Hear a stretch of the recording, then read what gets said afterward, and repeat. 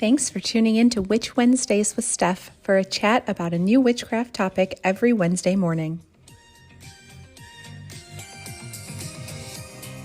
Welcome back to Witch Wednesdays. I'm Steph, and you are listening to episode 95, Bones in Witchcraft, which is a really fun, interesting, and also deep topic. There's lots that we can say about it, so we have a lot that we are going to cover in this episode to kind of get you used to the idea and not make bones seem like not so scary, because they have sort of a bad rap.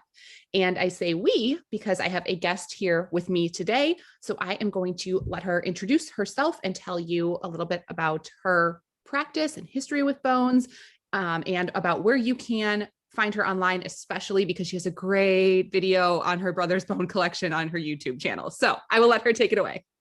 Yeah, and I think that's actually how we met, Steph, is that you're on YouTube as well. My name's Heather Lynne, and I'm actually a folk magic practitioner, and I identify as a green witch, but I dabble for sure in hedge magic. I practice what I call wild magic, which is kind of a mixture of like intuitive magic, practical magic, and tool-wise, nature is kind of like my everything.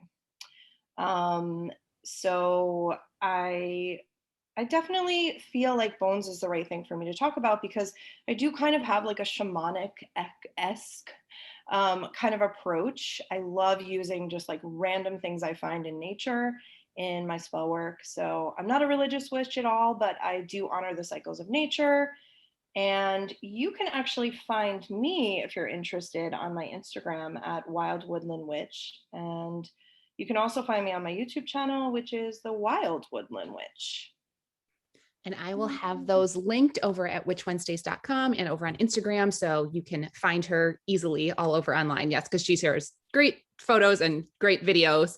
I know she's just getting started with YouTube, but it doesn't seem like that because I feel like you're really natural at it. Well, that's because for a year I spent time doing it, but I kind of switched my vibe. So I'm so glad you feel that way. Thank you. I really appreciate that.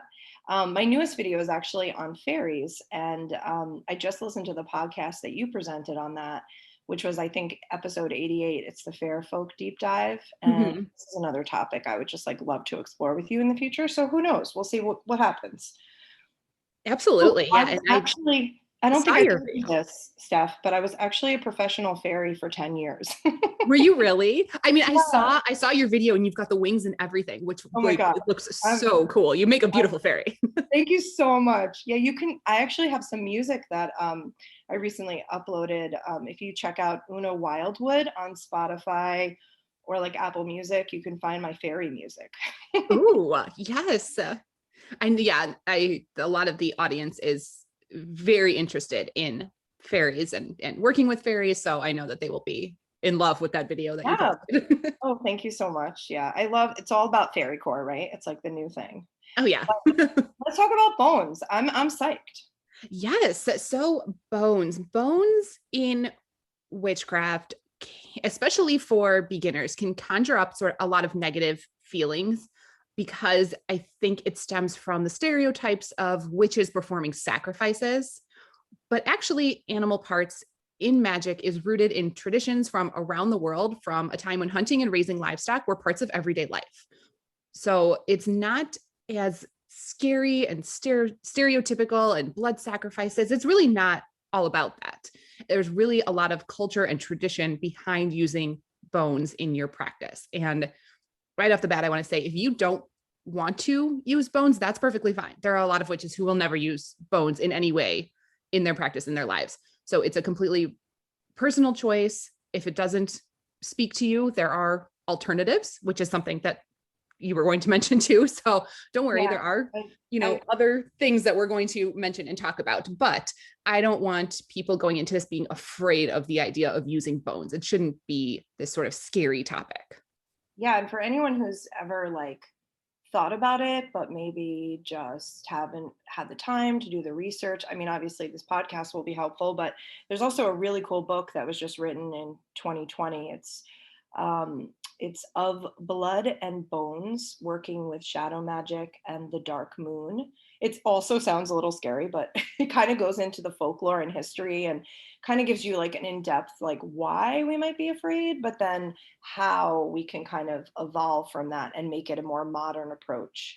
Um, but yeah, I love that book. It's a great read. yeah, it's a good one. And like you were saying, like in folk magic, we have like three ways to like interpret how our ancestors use bones. You have like one, the historical texts and notes. Two, you have myths and legends. And then three, you have knowledge from indigenous cultures, which is kind of what you just said on an overview.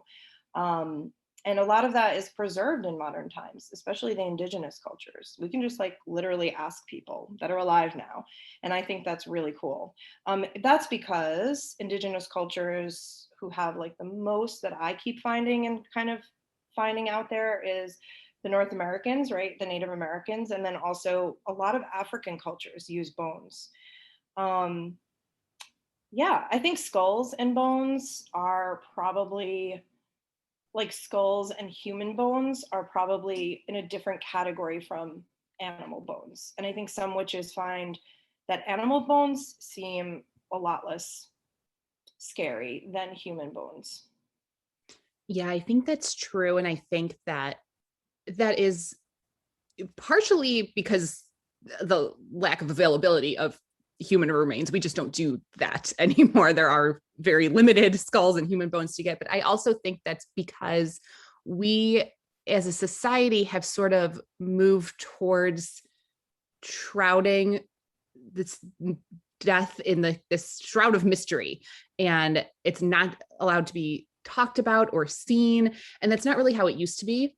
That now somebody comes in and when somebody's deceased, they take away the body right away, and the family never really sees it again and doesn't really have the experience that we used to have with death, where you really stayed with the body. In some cultures that still happens. Somebody in a lot of Jewish cultures, they stay with the body. Somebody is always there at the funeral home with the body, so they're never alone, but that is not as common. But in years past, there used to be 2 or 3 day wakes that were held at the house and the body was still at the house. And we just don't do that anymore. So I think we're so separate from death and from human remains that it seems so scary. Yeah, and I think it's also well, when you think about what an actual bone is, I think actually that's important to break down. Like as a folk magic practitioner, that's kind of how I craft a spell. I sit down and I look at what are my materials, where did they come from, what are their uses, and how can that apply to my spell? And I think that's like kind of my go-to for everything that I'm crafting. And then sometimes I tend to be a, like kind of a very independent witch where I that's like the majority of my spell work. I do research, and I know in a lot of podcasts and a lot of places where we're talking to newer witches, we're always encouraging witches to do their research. And I think that's important, but I think if we are doing too much research, we often can miss our own intuitive and simple wisdom that we just carry with us. So I think bones are a really good example of this, where if you are walking along and you find, let's say, a squirrel bone, say you find a squirrel remains and you do some research through science and you find out this is a squirrel, we then can think about, okay, this is something I'd like to use in my practice. So how who is this animal, right? That's like the first thing. And I want to mention a book here, because I do use other people's resources. It's not just my own scientific knowledge or my own knowledge from school, but when I'm talking about science and learning about animals. But there's a great book, Animal Speaks, by Ted Andrews, and I think that's like a pretty good one, where you can like kind of learn not only about like the nature of the animal, but then you can also hear some ideas about the spiritual connection to the animal as well. But for me, I like to kind of have my own relationship, and kind of go to that first. And then I will also additionally go to other past witches or past, specialists, let's say, books. It's always important to do research. I'm not discounting that, but I think that we do have this intuition with us. So for example, if I was to find squirrel bones, the first thing I would think of is, well, what is the nature of the squirrel? I know squirrels um, gather nuts, they bury nuts, and then through synonymous relationships with trees, they actually plant trees. So if I think about that, like how can I use that in a spell? Oh, I would be manifesting probably or building something new because, we're thinking about the nut becoming something much large. I would probably end up using the part of the animal that does that work. So, the hands are the ones that are digging and Right. building the little hole, or I would maybe use the jaw because the jaw is used to pouch the nut. Um, and so those bones would then come into a spell with other ingredients for a manifestation. So I just wanted to give an example of animals. And I want to be honest and say that I am one of those witches who is a little afraid to use human bones in spell work. I am thinking about it. I'm always thinking about it, but I haven't done it yet. And I think I'm thinking about it all the time because I have this experience with my brother. My brother's actually, is it okay if I share a little bit about my brother? He's so Yes, that video was like the coolest collection I have ever seen. So I'll link her YouTube channel in general, but I'm specifically going to link to this video where she shows her brother's collection, which I don't even think you got to show the entire thing, but it was the coolest collection I've ever seen. And it's always changing. I'll definitely make another video next year because it's always changing, evolving. Like the oddities community in general is like so cool the way it's kind of like a witch community in that we're like always exchanging materials with each other. And that's kind of what they do. They sell each other their materials back and forth. But my brother's name is Rich Marini, and his Instagram is actually at Curation of Curiosities. And he's like my go-to for like anatomy knowledge of bones, scientific knowledge. He's like a wealth of knowledge. But oddities is kind of interesting because it's not just bones, it's lots of different instruments, and it's very historic things, odd things in the world that are just out there. And bones just happen to be one of those that we're all curious about, but it is kind of odd. But skulls, I will say in general, are the ones that I feel okay about using teeth. I would probably be okay with that. Um, it's really the skull that scares me a little bit because when you look at the history of skulls and the science behind skulls, I mean, skulls hold the consciousness of a human being. So I actually think it is a little not scary, but you have to go with caution because that was a human being at some point. Whereas when you're using an animal has the consciousness of, it's not individual consciousness. I don't know, Steph, do you know how to describe that? The difference between those two kinds of consciousness? I don't, but I think the audience knows what we're talking about, that it's for an animal, their consciousness is so much more limited and they don't have the sort of depth of understanding and memory that a human does.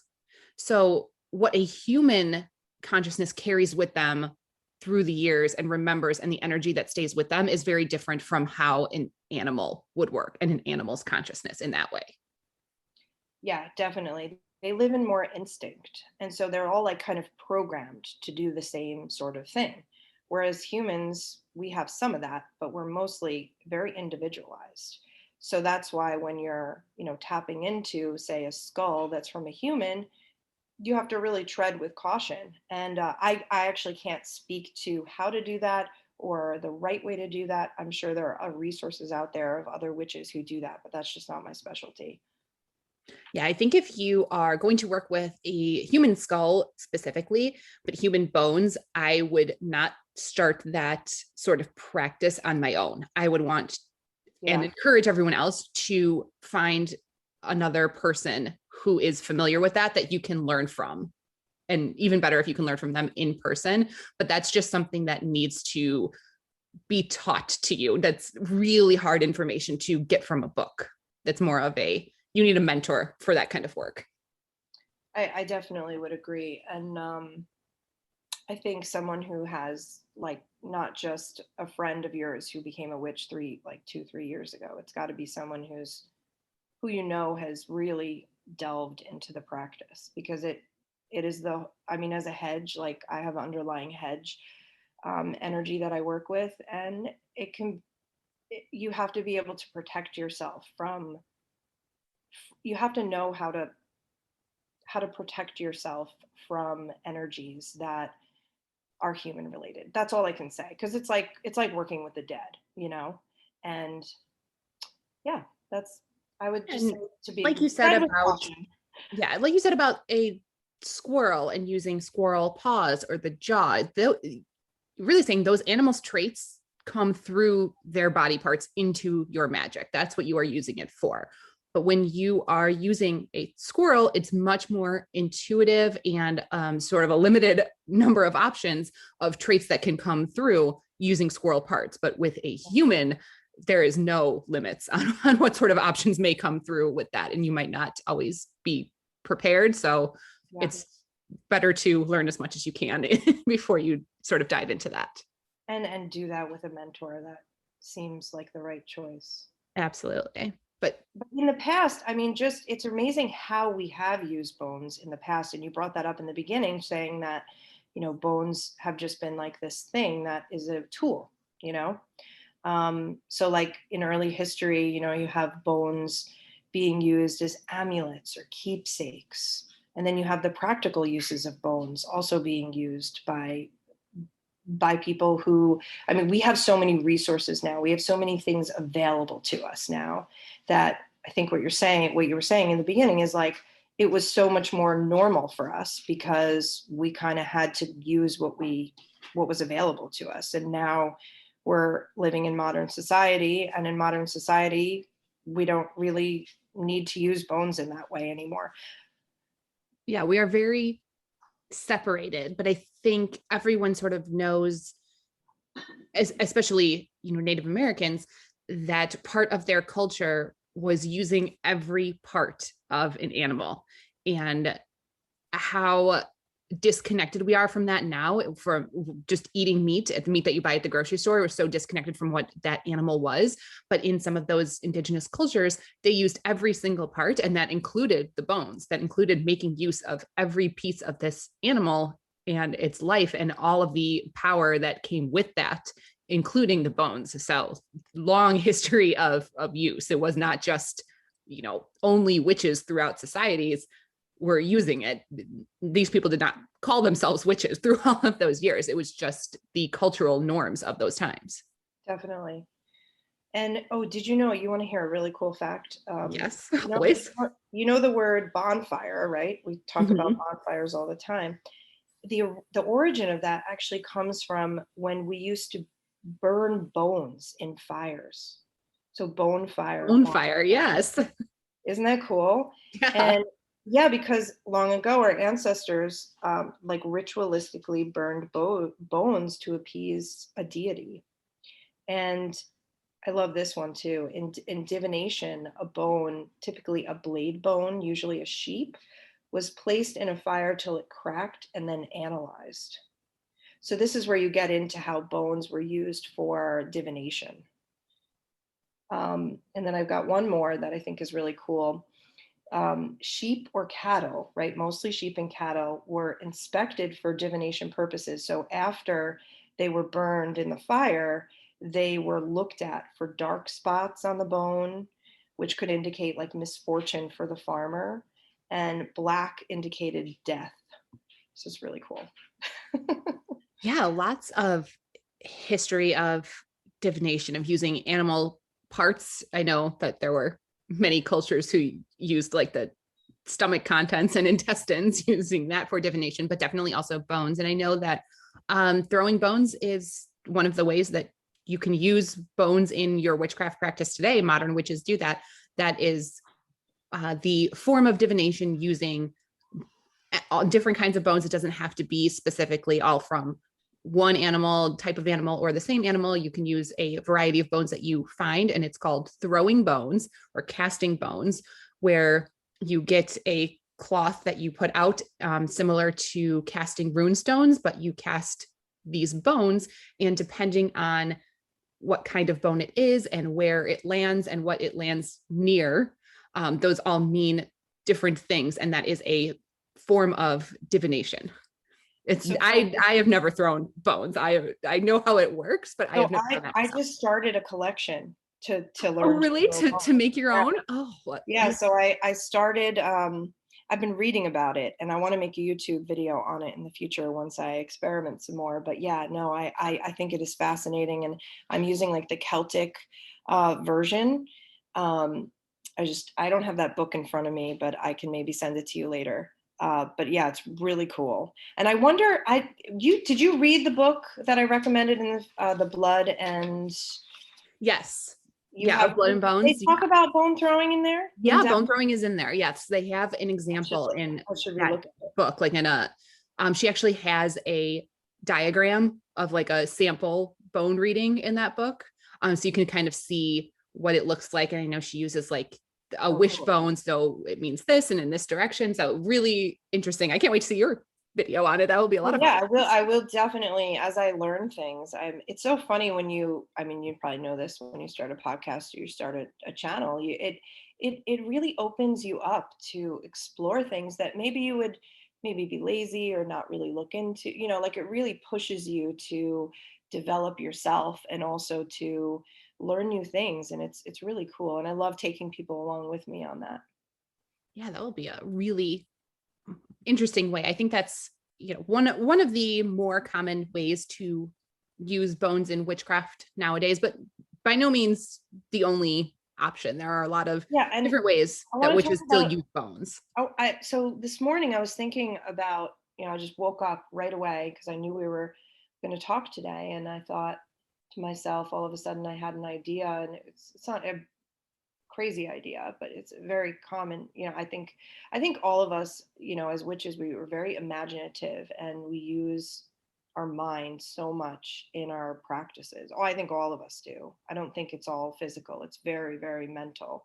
And I don't think you actually need the physical bone. I think you can completely channel the bone without it physically being there. So if you're vegan, and you wanted to, like, for example, this is the reason why. Okay, yes, you can pull in an animal spirit. You can work with an animal spirit in a different way. You don't have to have a physical part of the animal. You could have a card that represents the animal. But if you wanted to say, like, I use bones the majority of time when I'm using bones in spell work, they usually represent foundational energy. So, like, if I want to manifest a house, or I want to manifest um, an idea, like I need to develop this foundational knowledge or this foundational energy in order to be able to manifest this next thing, if that makes sense. So Mhm. bones are really the structure that holds our entire being together. So if you needed that kind of energy, you could just draw bones, or you could envision it.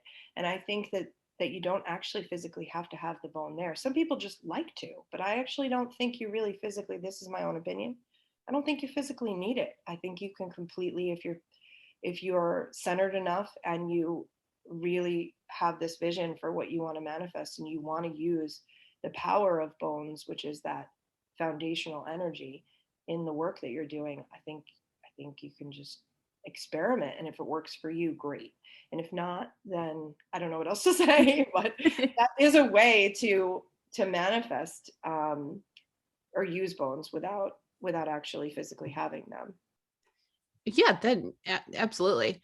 Uh, Especially if you are particularly skilled at visualization, or if you are an artist and would, prefer to draw those. Everybody sort of visualizes and practices in different ways. So if you are less of that like physical hands-on person and don't need, that item in front of you, then yeah, visualizing or drawing it can be a really great way too. Visualizing or drawing, and I wonder if there's other way. Well, I mean, you could, even if you're working with candle magic, you could literally draw a bone structure on there. You don't Oh have yeah. to be like an expert artist. Like, I love to draw, but I'm not really great. I'm not like a professional. And but I can still, like, draw a little bone on a like a kid drawing. Oh Uh, yeah, definitely.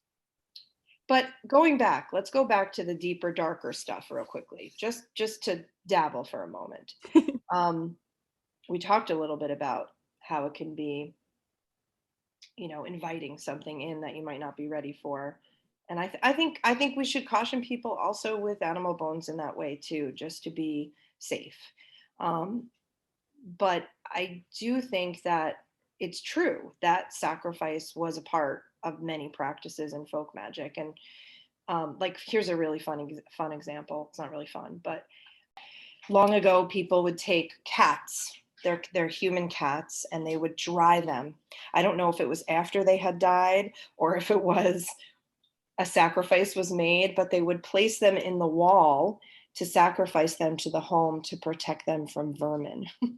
Oh, So it's like when you look at these things and you listen to these stories, it's only a wonder that one would be afraid. But I think a lot of times with folk magic, and this is just speaking from someone who's really like purely enriched in folk magic all the time, I think there's a lot of crossover, and I've heard this in some of your podcasts too, that there is this like, there's what long ago people could only do what they knew, and we know so much more now, whereas back then we didn't have the resources we don't have the information highways so erupting with so many different sources of information. And long ago, people didn't, people spread information via telephone. And even a lot of the folk magic, knowledge that I hear, I have to question sometimes and say, well, am I believing this because it's my ancestors and because I'm a witch? I am always observant and um, I honor my ancestors. I care about my ancestors and I want to bring that into my practice. But at the same time, am I bringing in false knowledge because of that? I mean, that's something to really think about. And I think bone magic is like perfect to kind of really question that, because there's so much, dark magic that's associated with it. And yet we can really transform that and make that light, in my opinion. um, but sometimes when we read these things, it can really bring about a lot of fear. So I don't know, I just wanted to reiterate that point. yeah, I agree. And I think there is a lot of association with bones being used only in dark magic and sort of negative or baneful magic. But there are ways to use bones in lighter magic too.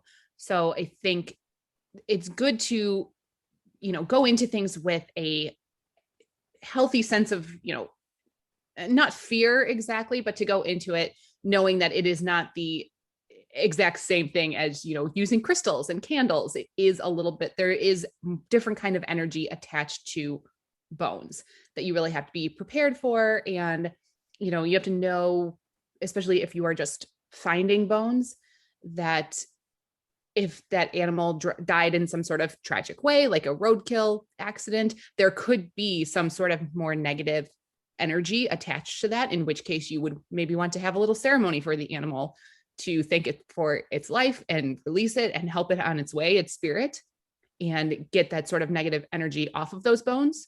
Whereas an animal that died of natural causes might not have that same sort of, negative energy attached to it when you first start working with it. So I think those are all important things to kind of go into the practice with before you just sort of dive in. That's just absolutely fantastic to bring all of that up. I like love that. I think that we should also, I want to just mention, like, I think that you can cleanse and use. So at first, when you said that, like something that died on the side of the road, because the other day I actually picked up um, some turkey feathers from an animal that had died on the side of the road, and my husband was like, Heather, you can't. What, you're crazy. Like, what are you doing? Like, the animal died. Like, that's not good energy. And I was like, we can cleanse that. And why shouldn't we use what's available to us? And so I guess it's up to the individual practitioner, because maybe the association with that is too much to cleanse, or maybe, some sage or a ritual like you recommended would be enough. For me, I think that things can be cleansed very quickly, and that's just my personal belief. Well, if you do it well. Um, but yeah, so I think And I that. always feel really terrible when I see roadkill. It always makes me feel really bad. And so I have those negative, associations and emotions with it too. So doing some sort of ceremony or ritual would cleanse my emotions associated with that as well. So Yeah, I don't want to go into it with, you know, negative connotations that I'm then putting onto those bones. So it's sort of like a, nice therapeutic, let's send this animal on spiritually on its way, in a nice way that sort of ritual aspect benefits both of us to sort of transform that negative energy that's associated with, getting hit by a car. Now we're like making that into something that's more beautiful for both of us. yeah. And I think a lot of people ask me, because I do use animal bones quite a bit. They ask me like the simple stuff, like, well, how do you find them? What do you do once you find them? What if you find them and they're they're not totally rotten off and there's flesh on that? And do you want me to talk about that at all and kind of give we people? can we can definitely Okay, cover I think that. that's Yeah, roadkill is not the only way to find bones. yeah. Definitely not. Like, if you're just walking along in the road, not the road, but if you're just walking along on a path and you happen to find an animal who's died, um, you may just find bones. So you may just find, like, I don't know, wherever you live, It's whatever. more common than you think. When you Oh start yeah. looking for it, it's more common. I think people are like, well, I never see bones anywhere because you're not looking. But once you start looking, you'll see them. Well, you think about how an animal dies, and that's important to think about because that will actually give you the indication of how the animal died. If you find an animal that is just pure bone, probably that animal was eaten, and what's remained has sat there for a while. It sat in the sun, it sat there for probably quite some time. If you see nothing on the bone at all, and that's an indication that you can just pick that one up, and that process has gone, the decay process has truly done, right?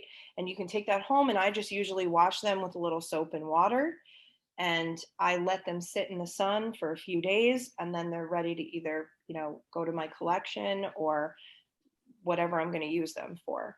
If you find an animal that, like, for example, I found a duck recently that was half rotted, and I put it in a bag. Um, I knew that duck had been half eaten. So I don't know if it died of natural causes. I don't know if it, why the animal didn't get fully eaten. So there's all these things to really think about, whether you want to take that animal or not, because then also you also have the possibility of disease, what kind of Always animal. wear gloves. Always wear Always wear gloves. gloves. Yes, always be very protective. But I have a duck right now in a bag, and it's just sitting there. I have two options. I can bury it in the ground, deep enough that I think animals where I am aren't going to come and dig it up, or I can actually clean it myself. And I use a bleach water solution for that, and I use a knife. And then I scrub all of the flesh off and kind of pull out what I need. And then I soap and water, sit in bleach for a little bit. And then I, do my whole process where I just put it on the side and let it just kind of air out for quite some time and let it dry out in the sun for a while. And that's kind of how I work with something that's sort of half. If you find if you find something that is just died and you don't have any experience, it might not be wise to go through that process without doing some research yourself or talking to somebody who has experience as a hunter, etc. But that's what I can say about, like, how to just initially just the practical, like, how do I get these bones? You can also buy animal bones, but again, that's an ethical, moral decision. Um, that one would have to make. And my brother and I have actually discussed this because there are three different ways that you can actually get bones. You can get ceremonial bones, you can get medical bones, so bones that were donated to science, or there's one more option. that you can, but they're all pretty, they go through standards. And for buying animal bones, I think that there are less standards than there are for human bones. Oh, yes, definitely. So you do have to be careful. Purchasing is an option, but uh, I would really encourage you to look at who you're purchasing from. They should be able to answer any questions that you have about their process and where they acquired the bones. They shouldn't know where they're getting them from, be able to, speak to you. Any questions that you have, they should be able to answer. So important to source them from a good place. You can also, we talked about natural death, roadkill, purchasing. Um, there are other ways to purchase directly, and that would be from hunters and farms.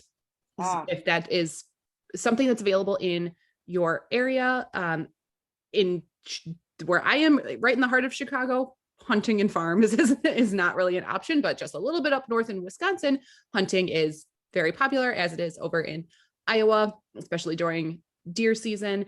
And hunters often are using the deer meat, but then not the bones. So if you do have a hunter in the family that you can contact with, then you are able to use the bones after they have cleaned all of the meat off of them, which again, you would have to contact with them in advance, because a lot of hunters take their deer to a processing place.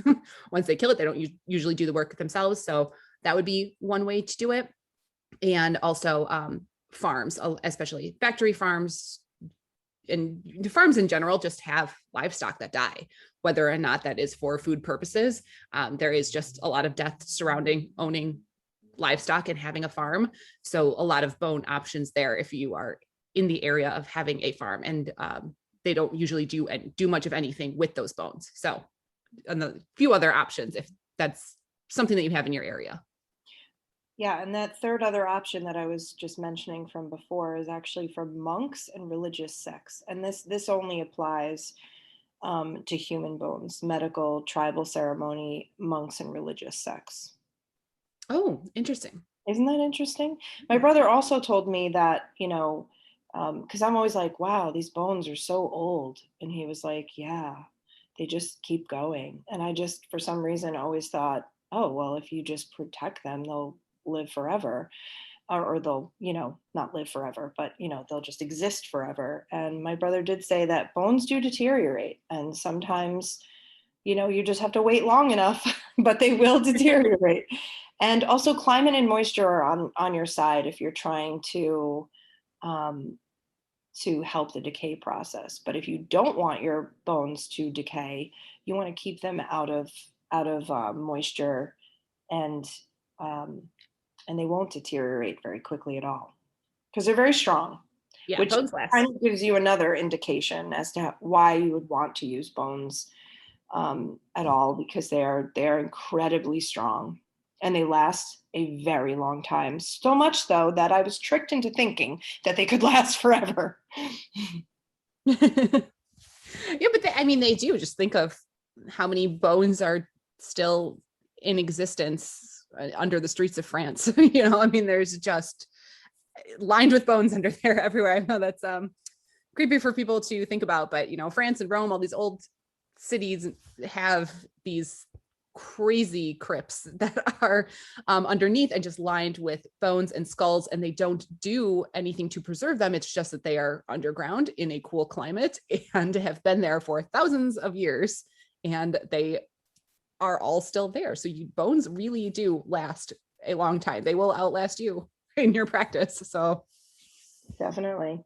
I just think they are fascinating, and there is this power to them that I don't know, it's hard for me to quantify and share, but that's been my own experience. Just I think they're a really amazing tool. And as a green witch, that's kind of bold of me to say because it's not, the majority of what I'm using, but They are like an important element of my practice personally, and that's the reason why. So I'm so glad that you asked me to speak about it, because it's something I've been, I guess building a passion for because of my brother and his collection and how that's all developed. It's been amazing. My brother actually told everybody when he was a child that he wanted to be a skeleton when he was in kindergarten, that's what he wanted to be as a professional. And here he is, 30 He's so years close. later, trading bones for a partial living, I suppose. It's more of a hobby, but it's very Yeah, I interesting. mean, I think they are fascinating once you know sort of dive into the subject. And I know people shy away from the anything to do with the end of the life cycle. So Yeah. especially in witchcraft, people want to shy away from, death and winter and darkness, shadow, and that includes bones. And because it's scary, the unknown is scary. We all feel that way. Nobody's not, and we don't know what comes next. Nobody knows. Nobody can be certain. So that is sort of a scarier aspect. But I think once you confront it and start working with it and start working with something like bones, you realize how much power there is in that, because nothing really ever ends. It just goes into the next cycle of creating something new and starts all over again. That is the way of the world. So death is just one part of that, and the bones are one part of this whole cycle. Yeah, and you just captured just almost a reflection of what it's like to be a witch. We are always our holidays, everything we're celebrating. We're celebrating the cycle of birth and death on every year. That's kind of what we're doing. We're honoring what is happening in the earth every year. And it's hard for us to kind of face our own shadow. I mean, that's also additionally why many of us work on our shadow through our shadow books. But I think actually more so than our lifestyle really actually encourages us to look at shadow and to be open to watching the ebb and flow of the seasons, and that does reflect into our own spirit and our own lives. So bone is just yet another example of a calling to really be okay with the cycle of nature and to accept that. um, I think it's quite beautiful, actually. And I'm glad that we were able to have this conversation to show a different perspective on something that could really be scary or, something to shy away from, but yet I think actually it's something to celebrate and look at and explore and be fascinated with and be okay with. Yeah, absolutely. I think that, working with bones, it's a little bit different from, you know, finding and cleaning the bones and doing all of that sort of work, as opposed to if you bought something, is a little bit different. It's a little bit harder work. And then actually working with them, it's a little bit different if you are just, placing some antlers on your altar, as opposed to if you are actively working with the energy of the bone, for a manifestation spell. There's different levels there of Right. how There's difficult layers. that work is. And maybe some of that stuff is not exactly beginner work. Maybe some of it. And I think step one, I think you just mentioned, Steph, just welcoming it to your altar and making room for it. And then step two, maybe perhaps opening yourself up to that energy, maybe perhaps going into some spell work, maybe reaching out to somebody who's a more advanced witch who can guide you. I think all of that is a possibility for every witch, but we don't have to do any of it. That's what's so cool about being a witch. We get to choose our own practice. Yeah, and there are a lot of people who, even as seasoned witches, and who are perfectly comfortable with sort of darker magic and shadow work, who will never use bones and have no interest in using bones in their craft. And that's perfectly fine as well. It's definitely not a requirement. I know altars with antlers are hugely popular right now in this season, and that has to do with the antlers being associated with Yule, which is, coming up in December. So it's sort of this like darker season when the males have the giant antlers that they are then shedding. So it is associated with this season for that reason. So you see a lot of altars with antlers at this time, which I love. And I think that's a great way to start like introducing it. But if you have no real interest in that and putting any antlers on your altar, it's not a requirement.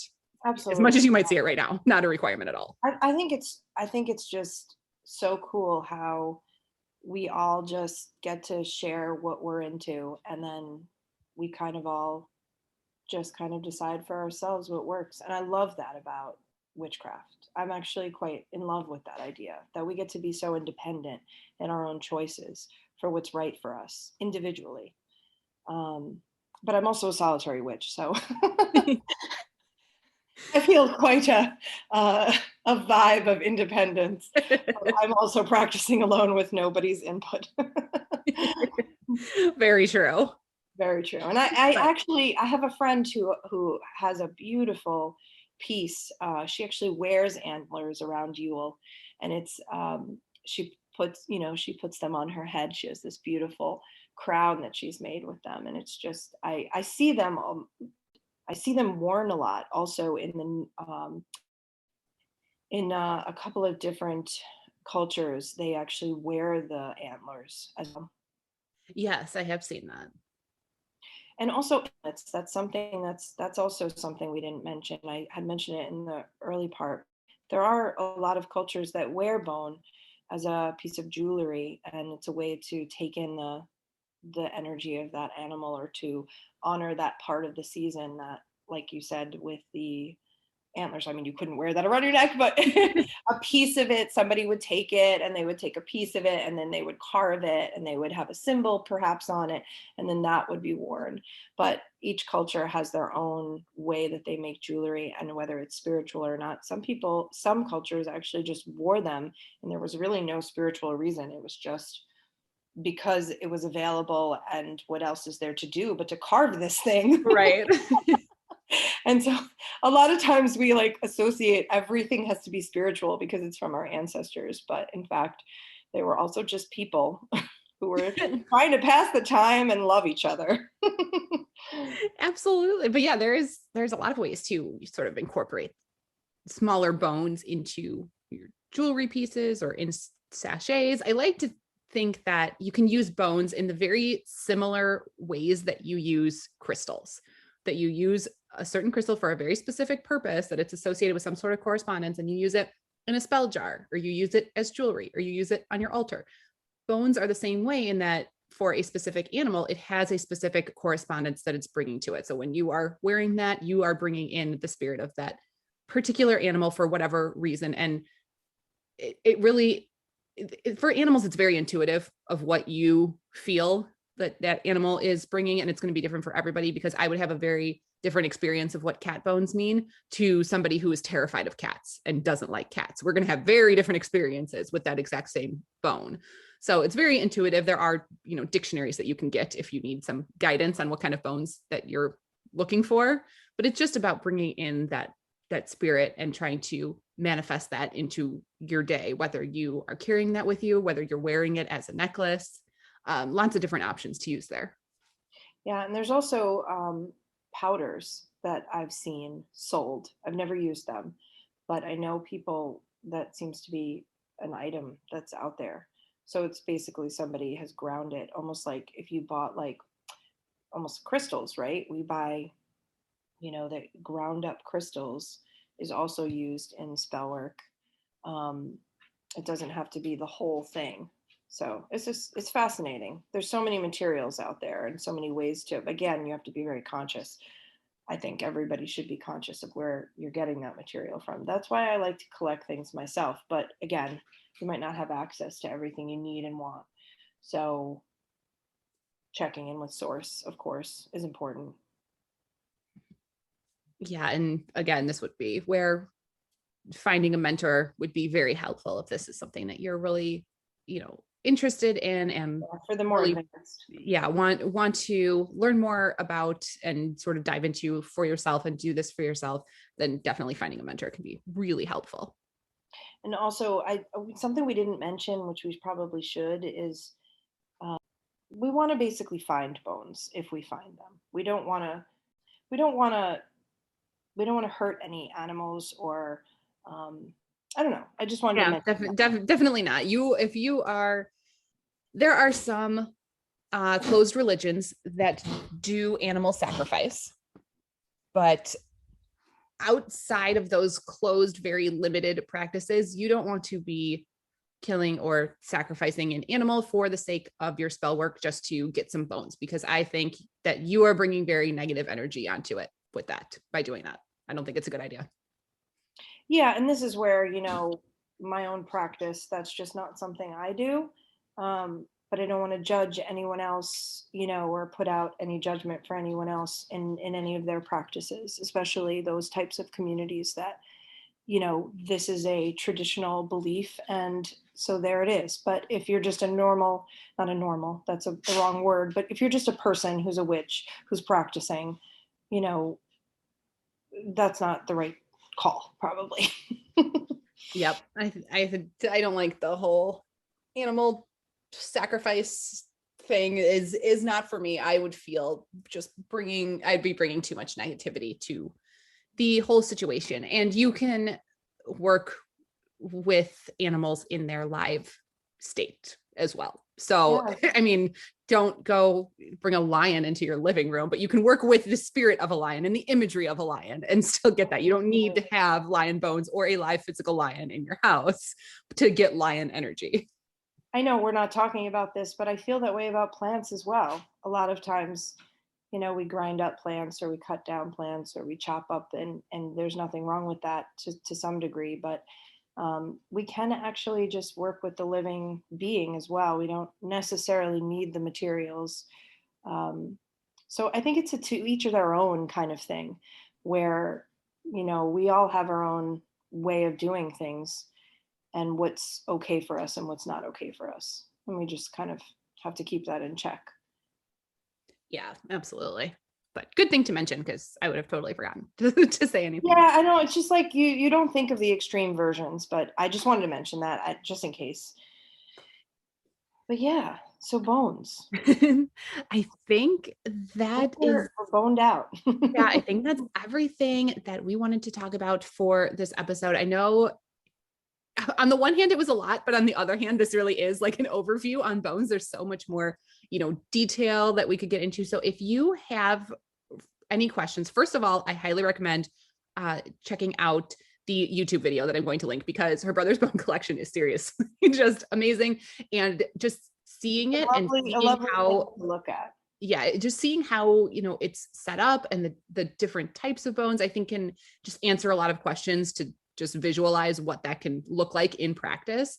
But yeah, if you have any questions, you can absolutely reach out to either of us on Instagram, on YouTube, whatever you feel comfortable.